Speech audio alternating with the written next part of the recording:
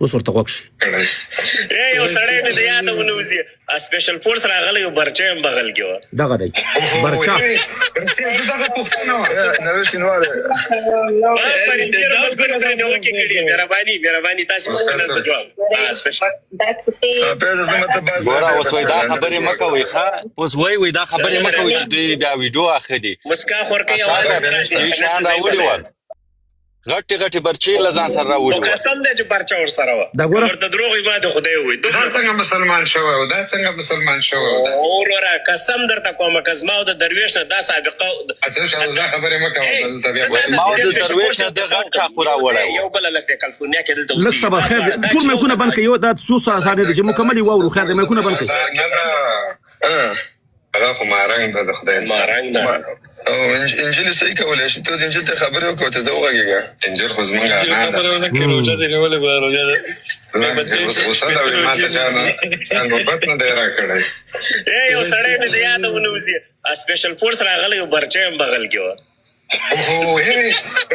دغه پوښتنه وه نوې شینواره فرنګي ملګرو پرې نیوکې کړي مهرباني تاسې پوښتنه ته جواب سپیشل زما ته باز غټې بچی ځانجلې جوړه کړه ګوره اوس غوږ شي ښه لږه پاتې ده مسکا خورکۍ اواز انټرنټ ضعیفه دی په قسم دی چې برچه ورسره وه که ورته دروغ وي ما د خدای ووایي دا څنګه مسلمان شوی و وروره قسم درته کومه که زما او د درویش نه دا سابقه دا خبرې مه کوه دا میکونه بند کړئ ای د افغانستان اوسنی نظام ای ملا صاحبانو جوړې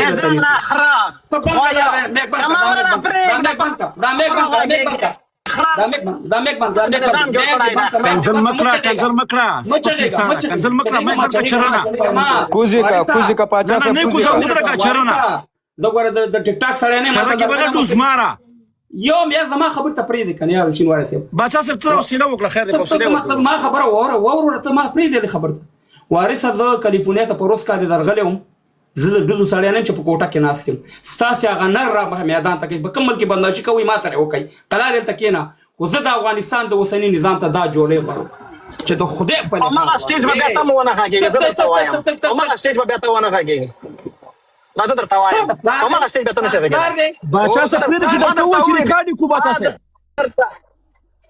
ریکارډ یې کوي ریکارډ بچا که ما پلار دی ټرک ډرایوره ته به ماته افغانستان جوړې بې ناموسه ته به راته افغانستان جوړې کچه انسانه کم ذاته چې ستا په لایف کې زما پلار او مور ته کنځلې کېدې او ته د اوس ورته ناست وي دا ستا پښتو ده بې غیرته ای د افغانستان اسلامي نظامه ای اماراتو خدای قرآن ته وګورئ دا خلک روانې مه بیا واکداران کوئ دا کم اصل دا کم ذاته دا ذلیل دا غلامان دا حرامیان دا منافقین دغه اشخاص خیمه خدای ته وګورئ دا قبلم سمه کوي دا مسائل د افغانستان حل کې د افغان ملت موږ دا لوچکان نه غواړو دا کمزاته نه غواړو چې دا کمزاتي خپله ته په دې خارج کې وښوده خدای قرآن ته وګورئ دا مکتبونو دروازې ایله کوي خدای قرآن ته وګورئ دا د بیرغ مسله هم حل کوي دا نورې مسلې هم حل کوي موږ دا خلک نه غواړو په افغانستان کې دا کچا او کمسل خلک موږ نه غواړو ولې زمینه دې کمسلو ته برابروئ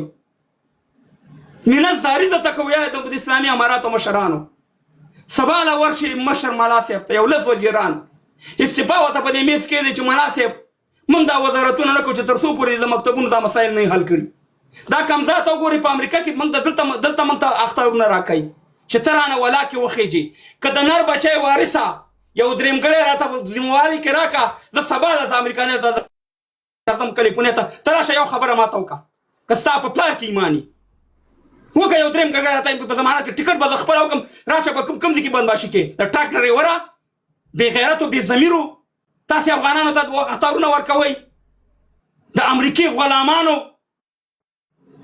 بې ناموسانو چې ټوله ورځ هم کنځلې او بد ردې دي چې افغانانو ته یې کوئ تون حالت په تاسې وانه ویم د افغانیت د اسلام نوم په خارج کې بد کو کمسلو شل کاله ستاسې غونده کې کمسلو باندې امریکایانو کار کړی چې افغانیت او پښتو اسلام یې دانه هېر کړی دی تاسې راځئ ما ته اخطار راکړې بې رانه ولا کې وخیږي ډیزاینه ته زما زور نه ګورئ یاسیني صاحب زما د کور سړی دی ته راځې ما ته اخطار راکړې او خلکو ته اخطار راکړې. خلک د خپل افغانیت ته ګوري، پښتو ته ګوري. ستاسې غونډه کې خلک داسې په موټي کې داسې راغونډومه بې زنانو بې غیرتو بې ضمیرو ټوله ورځ لکه د سپو غونډه کې په دې ټیک ټاک کې غاپئ. بل کار هم نشته دی.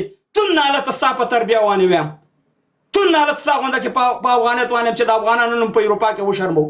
موږ دلته شل 13 کاله تېر کړي، 40 کاله. والله کې دومره بې ضمیره کار چا کړی لکه ستاسې غونډه کې سپیچ رالی دغه ستاسې غونډه کې اشخاص کې دغه 2020 نه وروسته چې دلته هم د اسلام او د افغانیت هم د پښتو نوم وشرمو.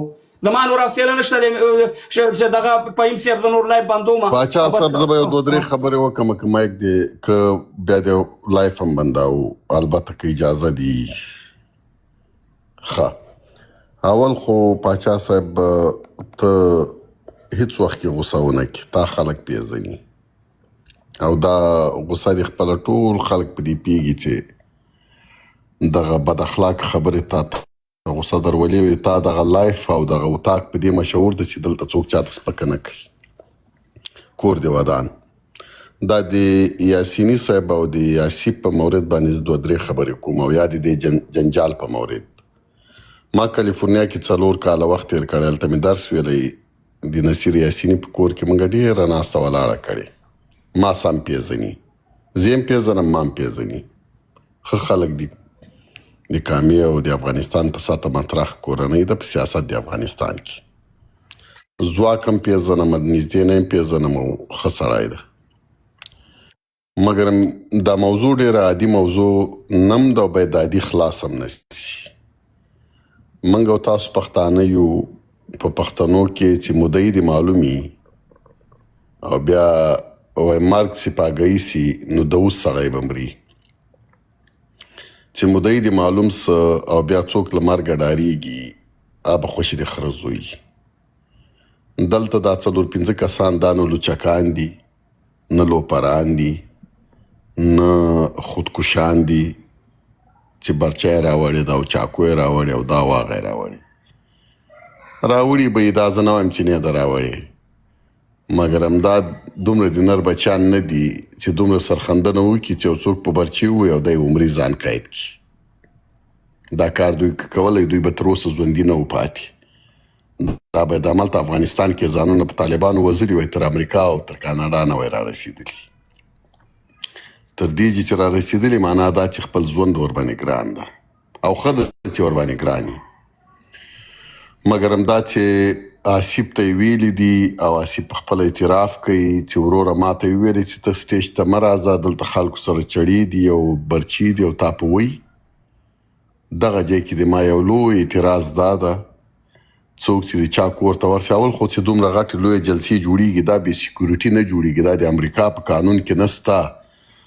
تر څو چې ته خپله سیکورټي کمپنۍ هایر نه کړې هغه تا ته اجازه نه درکوي جلسه وکړي. حتی د انسانانو تعداد د ګوري په امریکا کې، بالخصوص په کالیفورنیا کې چې څومره کسان راغواړي د هغې مطابق تا ته وایي چې 13 یا 40 سیکورټیان ته باید ولري تر څو د دې امنیت ونیسي.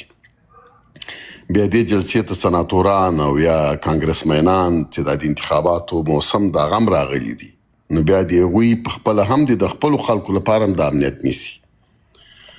نصیر یاسیني ته د ما له دغه سټیج نه زه یو خبره کوم، دی د مولوي صاحب شکور زوی ده، پښتانه دي او بیا د ټولنې رئیس ده او دا ټولنه په افغانستان کې مشهوره ټولنه ده، بوی په امریکا کې. د دومره لویو ټولنې کس باید دومره ضعیفه خبر چاته ونه کړي چې وروره د ما کور ته راغلی او ته خبرې مه کوه چې دلته دې څوک ونه وي. زه په خپل مسؤلیت باندې یوې جلسې ته څوک راغواړم یا کور ته راغواړم، زه د هغه ټول مسؤلیت په غاړه اخلم او دا د پښتنو حق ده چې د یو چا مسؤلیت په غاړه واخلي. ورته وایم چې زه تا ته وخت نه در کوم، ما ته آصف نه ده مهم چې وخت یې ولې نه ده ورکړی. آصف چېرته کوم پروفیسر د پوهنتون نه و چې وخت یې ورنکړه دلته به خرابي وسي. عادي که وخت نه وای ورکړی پروا یې نه کوله، ځوان ده نه دی غږېږي. مګر چې مشروط ته چاته وایي چې تا ته زه ځکه وخت نه در کوم سټیج ته دې نه راغواړم چې تا خلک وی، دا ډېره زیاته بېمانه خبره ده. ما به آصف ته وخت نه ورکوی که زه د یاسیني په ځای وای، خو که کله چا راته ویلي وای چې دا سټیج ته ونه خېځئ د ما په خاطر چې د ما دا سړی به دېسېږي بیا به مې 2 وارې وخت ورکاو. که دی وایي چې مجید قرار ما ته زنګ ووایي نو یاسیني صاحب تا او ما خو ډېره په دې حجرو کې کتابازۍ سره کړي، کرکټونه مو سره کړي. ته خو هغه یاسیني نه وې چې نن ته د یو عادي قرار په خولې باندې دا خپل سټیج په تلیفون په خلکو باندې چلی. یو څوک درته وایي دا پورته که او درته وایي دا کته که، نو چې ته د قرار په تلیفون باندې که سټیج ته کته کوې او پورته کوې نو بیا تا ته ولې زه رئیس ووایم؟ ته ولې د ټولنې رئیس یې؟ بیا خو رئیس قرار سه، بیا خو ته دغه کاموالتوب له ځانه لرې که، دا پښتو له ځانه لرې که. موږ به قرار صاحب ته قرار حاجي صاحب یا قرار جان وایو. دا خو ډېره زیاته ضعیفه خبر ده چې ته چاته وایې چې د ما په کور کې ته خبرې مه کوه ځکه چې بیا پلانکی خفه کېږي. نه، د بل چا لپاره یا تا وایي ته چې په دې پوه شو چا درته ویلې چې دا سړی موږ ویو تا به اجل اقدام کړی و. دا خلک به ورته ویلي ورته وځئ د ما له هغه نه، د ما له دې غونډې نه. د دې غونډې مسؤلیت د ما ده. ته چې خلک په چاکوګانو باندې وایي ته ووځه د دې په ځای باندې.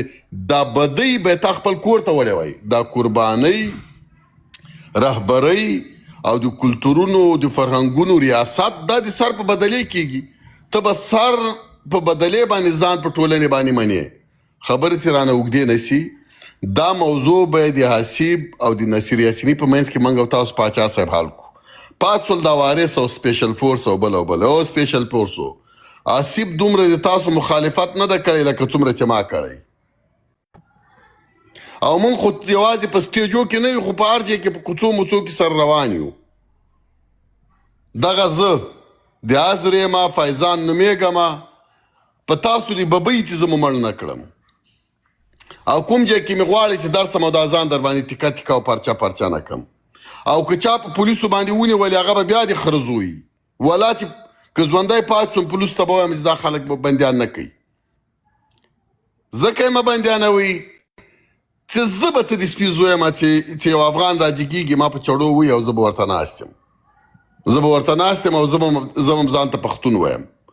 وروره یو شی به کوو، البته 2 سیاست بم کوو، جنجالونه بم کوو، یو بل سره به حتی تر کنځاګانو به رسېږو. 2 کاره به په خارج کې پاچا صاحب نه کوو. یو به دغه موضوع محاکمو ته د نړۍ نه وړو، نه به په امریکا کې په چارې کوو، نه به په کاناډا کې په چارې کوو، ځکه دا به نور یو بله بې اتفاقي او بدبختي افغانانو ته راولي. او بل به په چړو ویل سره نه کوو. منګه یو مدني مبارزه ده په مخ باندې سره بیایو. زه د